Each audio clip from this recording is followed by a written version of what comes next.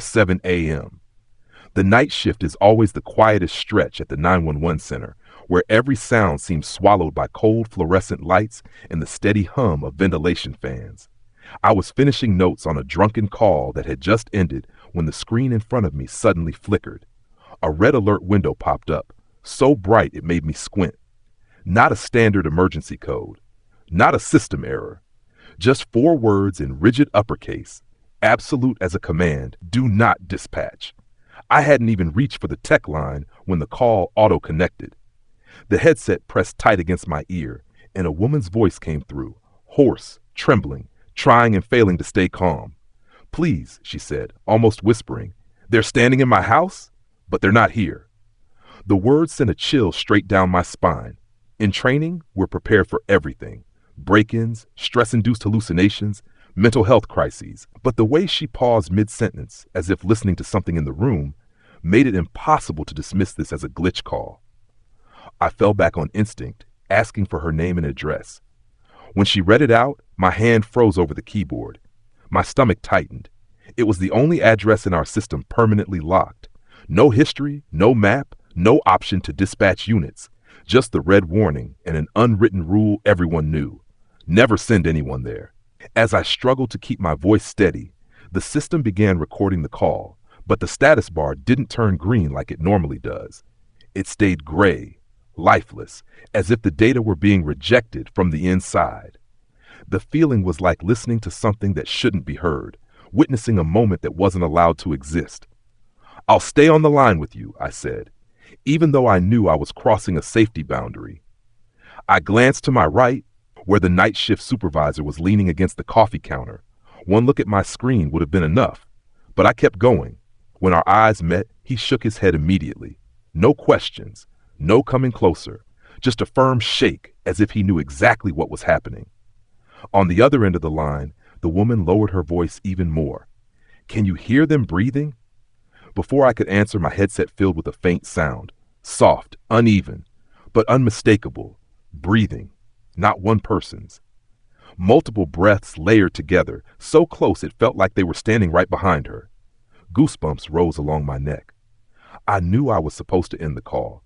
Rules exist for a reason, and I'd been warned about this one my very first week. But I didn't.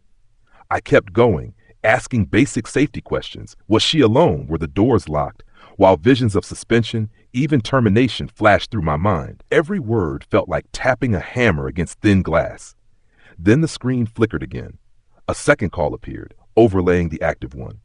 Same phone number, same address. My heart slammed so hard I could hear it in my ears. The system does not allow duplicate calls like that. Ever. I split the audio channel, keeping both lines open at once, and then I heard her. Twice.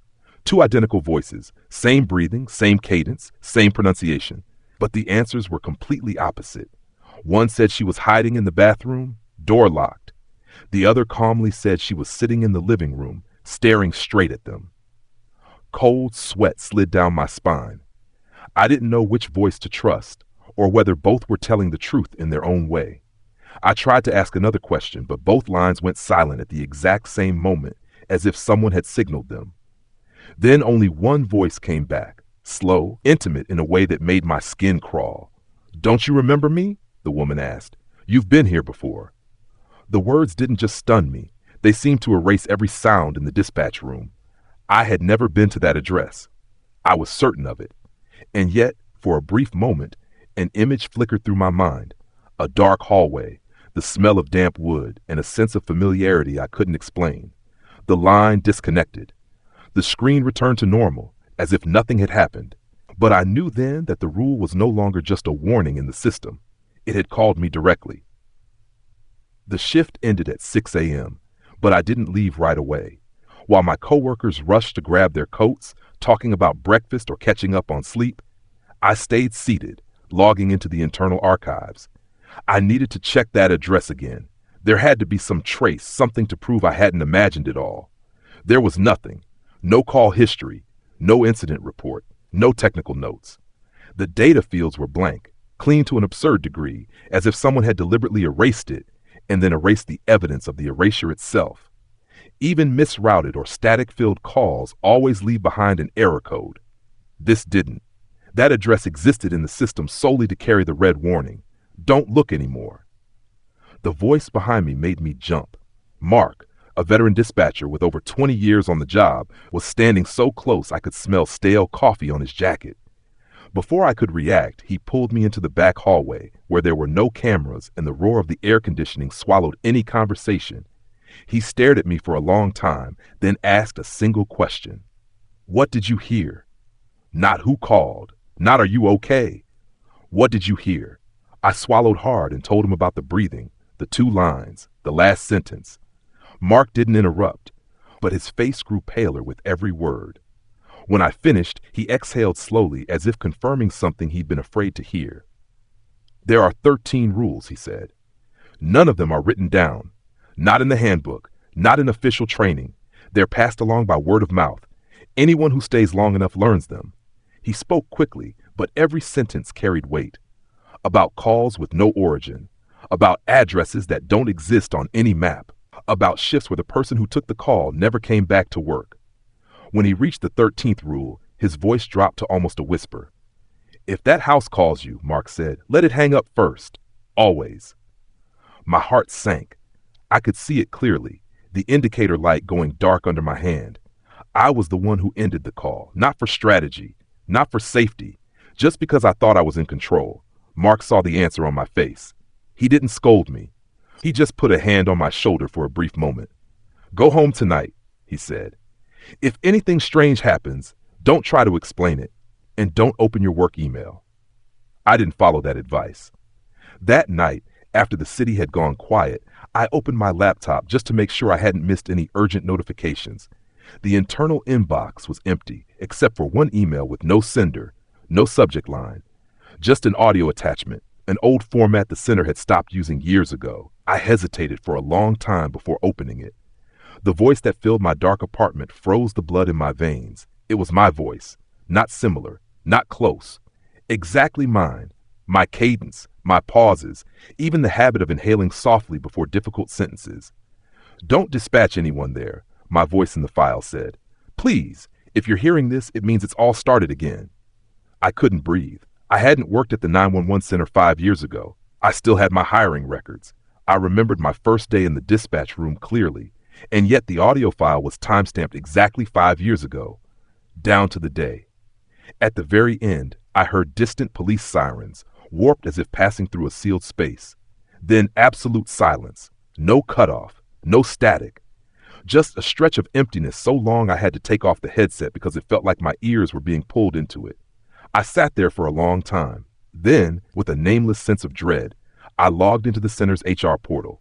My name appeared in the recent search list, but not under current employees. It was under a tab I had never opened before.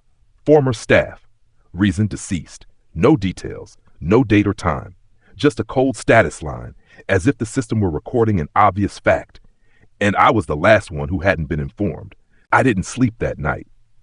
As dawn just began to break, I returned to the 911 center earlier than usual, carrying a resolve I wasn't even sure where it came from. I needed answers, and there was only one person with the authority to give them to me. When the day shift supervisor saw me standing outside his office, he froze for a brief half-second, long enough for me to know I'd hit the right nerve. I placed a printed copy of the personnel file on his desk and pointed to the line that read deceased. Explain this to me, I said. My voice was calm to the point of being unsettling. No panic, no doubt, just the exhaustion of someone who had gone too far to turn back. He looked at the screen, then at me for a long time. Finally, he sighed and closed the office door. We did send people to that house once, he said. No evasion, no denial. Just once. 3 patrol officers, 2 EMTs. A standard response to a call indicating a possible break-in and panic. They arrived within 8 minutes, and that was the last time anyone ever saw them. No distress signal, no pursuit, no gunshots. When a support unit arrived 30 minutes later after losing contact, the house was silent, as if it had been abandoned for years. No forced entry, no signs of disturbance. The official report contained exactly one sentence: no evidence of intrusion or conflict found. I asked about the officers' body cameras. The supervisor turned the monitor toward me. The video played smoothly up to the moment the team stood in front of the house. Just as the first officer raised his hand to knock, the image froze, then dissolved into gray static. The audio lingered for a few seconds. I heard heavy breathing, footsteps, and a very soft voice nearly fading away.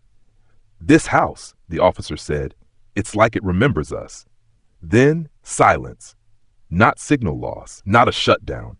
Total silence, as if sound itself had been pulled out of that space. The video ended there. No final frame, no timestamp. From that day on, I began dreaming about the house. The strange thing was, I had never seen a picture of it, never known what it looked like. But in my dreams, I always recognized it instantly. A structure so painfully familiar, like a place I had once lived in, once fled from in a hurry. I dreamed of standing in front of it, but every time I stepped onto the porch, the surroundings shifted. Some nights, I dreamed I was sitting at the dispatch desk. Everything was exactly like a night shift. The lights, the hum of the fan, the smell of stale coffee. But when I put on the headset, every call came from the same address. Hundreds of calls, overlapping, unrelenting. I tried to answer, but the voice on the other end was always drowned out by that familiar breathing. I woke up one morning with pain in my wrist. Dark bruises were clearly visible, as if someone had gripped me tightly while I slept. Not the kind of bruises from an impact. Finger marks. 5 of them, distinct, fitting perfectly around my wrist. I began to believe that what was happening was no longer confined to files or systems. It was finding ways to seep into real life, little by little. And just when I thought I'd reached my limit, the landline at the center rang during my next live shift. A 911 call, no red alert, no error code. But when I heard the voice on the other end, my heart nearly stopped. It was a man's voice, low, broken, struggling to stay calm in the way only trained professionals can. "This is a patrol officer," he said. I'm inside that house." The background sound was unmistakably familiar. Not screaming, not chaos, just a dense, oppressive stillness, broken only by the breathing I'd heard since the very first night. I asked him what he could see. He was silent for a few seconds, then let out a short, dry laugh. "There's nothing here," he said, "and that's the problem." His voice dropped, as if afraid someone might overhear. "You were right," he continued. "We never should have come here." The line stayed open, but I knew, just like the ones before him, he would never come back. After that call, something inside me cracked open. Not panic, not fear, but the sensation of a memory held down for too long finally finding a way to surface. I began to remember things that didn't belong to the present. Not as clear flashbacks, but as fragments. The smell of old wood mixed with dampness, weak yellow light slipping through a crack in a door, and the suffocating feeling of having to remain absolutely silent. I remembered being very small in a space that was far too tight. Remembered coat hangers brushing against my cheek. Remembered my heart pounding so loudly I was afraid it would give me away. And then, like a blow straight to the chest, I realized, in that memory, I wasn't sitting at the dispatch desk. I was the one calling 911. I was hiding inside a closet. The door was slightly ajar, just enough for me to see shadows moving outside. I couldn't make out their shapes, only the way the darkness shifted, as if the room itself were breathing. I held the phone with both trembling hands, trying not to make a sound, whispering for help. I remembered that feeling clearly, the belief that as long as someone existed on the other end of the line, I still had a chance to survive. What chilled me wasn't the memory itself, but the voice that answered me in it. Calm, professional, terrifyingly familiar. It was the voice of the dispatcher telling me to stay on the line, that help was on the way, and that voice was exactly like mine now. I began listening again to old recordings that Mark had helped me access, files labeled as corrupted, calls that had never made it into any official report. At first, they were disjointed, unrelated, but when I arranged them chronologically, a pattern emerged, so clear I couldn't deny it. Every 7 years, almost down to the exact week, the house called. Not always the same person, not always the same scenario, but always the same familiar sequence. Someone calling for help, a dispatcher answering, a rule being broken, and people who never came back. I realized the most horrifying part wasn't their disappearance, but what happened afterward. They weren't erased from the world. They were replaced. New names appeared on the personnel list, new voices at the consoles, New people stepping into old roles, carrying the same habits, memories, and eventually the same choices. The system never lost anyone, it just moved them around. And I didn't die. That truth revealed itself slowly, but inexorably. I wasn't a recorded victim. I was an exception. Something kept behind. Not because I was special, but because I was necessary. I was kept to answer the phone, to sit in that exact position when the cycle began again. The house doesn't kill people. It doesn't need to. It collects them, stores them in its own way, the way the system stores old calls. Anyone who goes in too deep becomes part of its structure, a voice, a memory, a role waiting to be activated. Everything suddenly made sense in the most terrifying way. Why the rule exists, why it's never written down, why those who know too much either disappear or stay for a very long time but never tell the whole truth. The rule wasn't created to protect the people inside the house. It was created to protect those outside from becoming the next part of the loop. I looked back at every decision I'd made since taking the job. The professional reflexes, the familiar phrases, the night shifts when I felt like I was reenacting something that had already happened. Not because I was well trained, but because I had been here before, in another way. When the truth finally locked into place, I stopped trembling. I felt hollow, like a door slamming shut inside my head. I understood then that the rule wasn't a general safety measure at all. It was far more personal. It exists because of me. Because if I'm not here to repeat it, to enforce it, the cycle loses its anchor. The house won't just call anymore. It will expand, and the next person to answer won't be a dispatcher who once survived, but anyone who happens to pick up the phone. I was once inside that house, and somehow I never truly left. That awareness was still smoldering in my mind when the next shift began. I sat down at the console, put on my headset, and tried to act like a normal dispatcher, even though I knew, deep down, that any sense of normal had already ended. I told myself that as long as I followed the rules, as long as I didn't let that house pull me back into the loop, everything would be fine. That thought lasted less than 10 minutes. The incoming call came without a red alert. No error code, no abnormal signal on the screen. Just a completely legitimate-looking 911 call. I pressed accept, bracing myself for something routine, a traffic accident, a domestic dispute, or a late-night panic attack. 911, how can I help you? I said. On the other end was a child's voice, clear, calm to an unnatural degree. No crying, no shaking. I'm at home, the child said. There are people here, but they won't talk to me. My chest tightened when the address appeared on the screen. That house. No warning. No do not dispatch notice. As if the system were pretending the rules had never existed. I tried to end the call according to protocol. The hang-up button didn't respond. I switched channels. Nothing. The system kept me on the line, like an invisible hand gripping my wrist, forcing me to listen. Are you coming to get me? The child asked. The question was innocent, but there was something deeper in it. A waiting that had gone on far too long. I knew exactly what would happen if I dispatched units. The cycle would restart. Others would enter the house. They would hear the breathing. They would disappear. And the house would gain new voices to use in the next call. But if I sent no one, this child would grow up inside that structure, absorbed bit by bit until it became the next replacement for me. The choice was no longer procedural. It was moral. And it was about survival. While I hesitated, the center began to malfunction. Screens flickered. Phones at other desks rang frantically and then fell silent. My coworkers looked around in confusion, but no one could get a word out. Every call in the city, accidents, break-ins, medical emergencies, vanished from the distribution board and rerouted directly to my station. The headset grew hot against my ear. Dozens of voices overlapped, pleading, screaming, begging. I couldn't answer them all. I couldn't even tell what was real and what was an echo from the house. The system I had always believed to be neutral and logical was warping around a single point.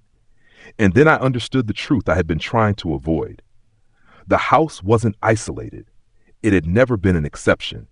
It was the core, the invisible anchor around which the entire 911 system had been built, a place that held on to voices, reflexes, people who were familiar enough with crisis to maintain order for everyone else.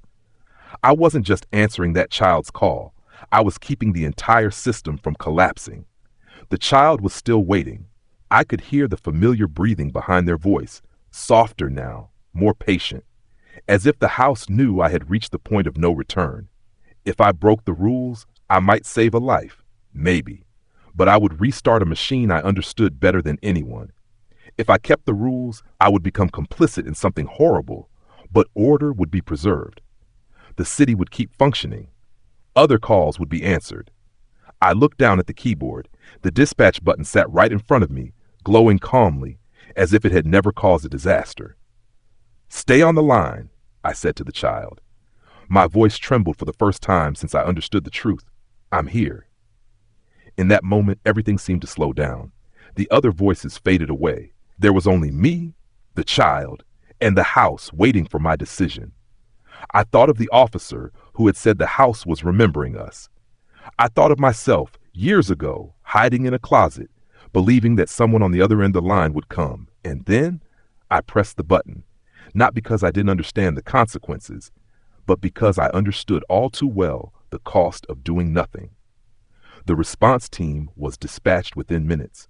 I heard the coordinator repeat the address over the internal radio, heard the vehicles roll out of the bay, heard my own heartbeat merge with the familiar static. This time, there was no sense of impending catastrophe, just a heavy emptiness, as if everything had been decided long ago and I was merely carrying out the final step. When the first unit reported arrival, the entire room went silent. "There's nothing here," the commanding officer said. His voice was confused, but not panicked. "We're standing at the provided address, and it's just an empty lot." I asked for confirmation. They rechecked GPS, checked street signs, even asked nearby residents. The result didn't change.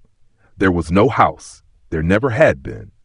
According to zoning records, the land had been vacant for nearly 40 years after an old structure was demolished. No major accident, no notable crime, nothing sufficient to explain decades of warnings and disappearances.